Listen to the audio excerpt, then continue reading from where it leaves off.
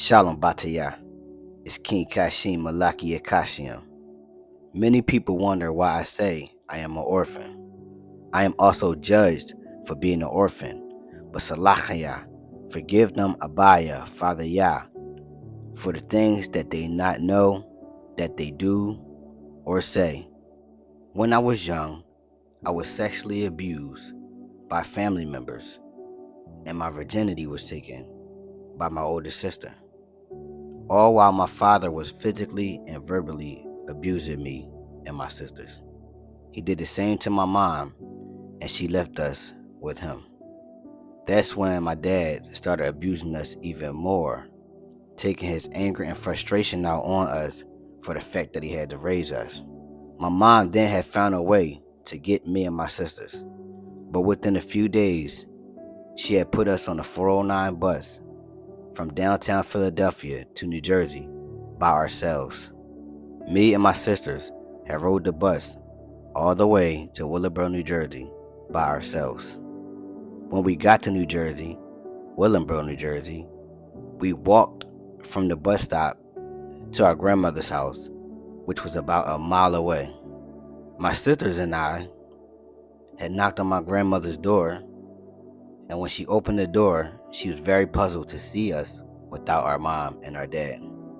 Many weeks later, our dad had came and got us from his mom's house, our grandmom, and had moved us into an apartment with him. That's when the abuse got worse.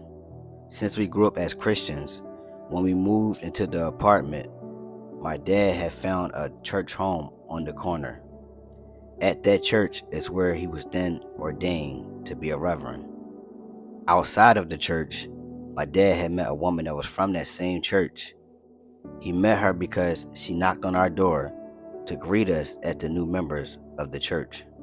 They had fell in love and they had got married, and this was around the time I was 8 going on 9. The physical and verbal abuse was still severe. But when I turned 11 years old, my stepmom was staying at her mom's house because my stepmom and my dad were going through it at the time.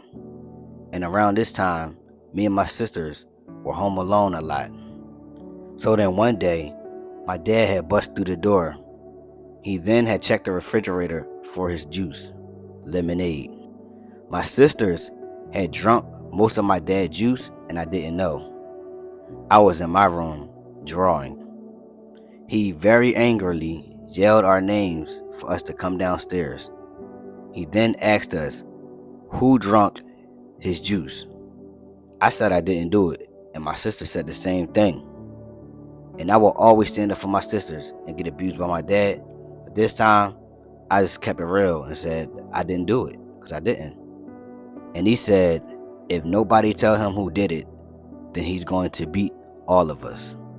And since nobody said anything, that's when he pulled out a leather belt with like little flat metal spikes on it and lifted me upside down and was just going in for a while, and then did the same to my sisters while they was in the corner. Just pop, pop, pop, pop, pop. Just whop, whop, whop, whop, whop. You feel what I'm saying? And this was light compared to all the times that he used to destroy us. It was many times that he physically beat me up like he was big like a gorilla, severely for nothing, and smacked my sisters up and beat them up like it was nothing. When he was done, he told us to run upstairs, and that's what we did.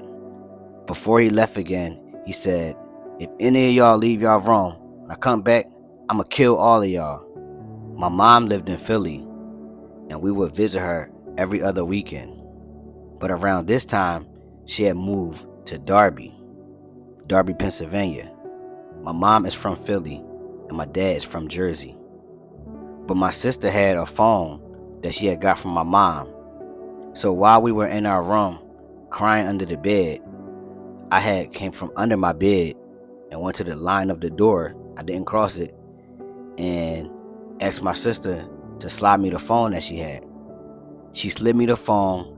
I called my mom, and my mom told me to call the cops. I called the cops, and that's when they came and investigated the situation.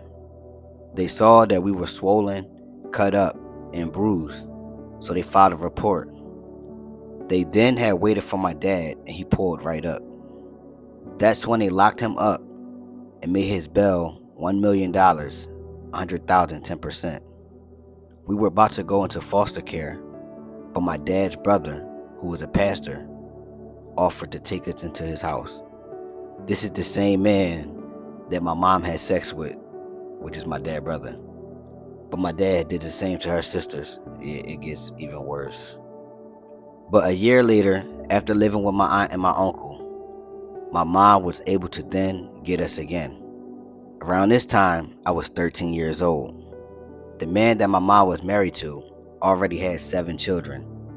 My mom had already had my older brother because me and him have different dads, and my mom had snatched him up when he was 13. Yes, my dad was also raising her child for many years, but abusing him as well until my mom came and got my older brother. At age 13, my mom would always put me out, lock me out, neglect me, and try her best to keep me away. She then started getting child support money from my dad. As everybody started getting older, everybody started going their own way. My stepdad, my mom's husband's sons, his 2 oldest sons, had got locked up, and his older daughters were already out the house. So it was just his younger sons, his 2 younger sons, one was my age and one younger, and his youngest daughter. They had moved with his oldest daughter, who is now a cop. My older brother had moved out with his girl. My older sister had got put out and moved with her baby dad. At this time, it was then just me and my little sister in the house. Long story short, when me and my little sister had came home from school, there was a padlock on the front door. There were many bags out for trash. And before this happened, my mom kept fighting my little sister and kept putting me out, as I told you all. As she was putting me out, I kept staying with different friends in order for me to survive, and their families were helping me. So I was already able to move around, though I was selling drugs and on my own in the streets. Where she left me, the streets, I was already accustomed to. I was staying with one friend and his family, and my little sister had moved with my other friend and their family because she was friends with his little sister. I had asked their mom, and she said yes. I stayed out on the streets and slept outside. Sometimes my friends would sleep outside with me. I would move around homeless on my own from Darby to Philly to Jersey and back. I've been on my own ever since, and to this day. I will make a part 2 explaining more of this story. Shalom Bataya.